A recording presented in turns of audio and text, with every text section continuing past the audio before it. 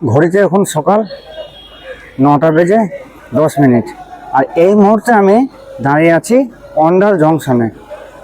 তো এখান থেকে আজকে আমি যাব রানীগঞ্জ ঘাটুশ্যাম বাবার মন্দির। তো এখান থেকে আমার ট্রেনের টাইম হচ্ছে সকাল 8:39 আর ঘড়িতে বাজছে কিন্তু 9:10। তা আমার গাড়ি প্রায় 8 ঘন্টা 35 মিনিট কি 40 মিনিট মতন, একদম পুরো লেট।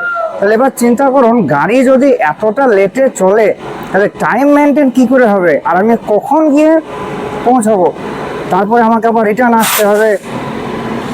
তা আমি বলবো এইসব বিষয়গুলো আমাদের রেল দপ্তরকে একটু দেখা দরকার,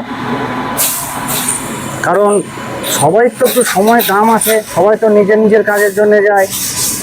ট্রেন লেটের জন্য আমি এখন অন্ডাল জংশনে সম্পূর্ণভাবে আটকে গেছি। তো এরপরে ট্রেন আসবে, তারপরে ট্রেন ধরে আমি রানীগঞ্জ গিয়ে পৌঁছাবো।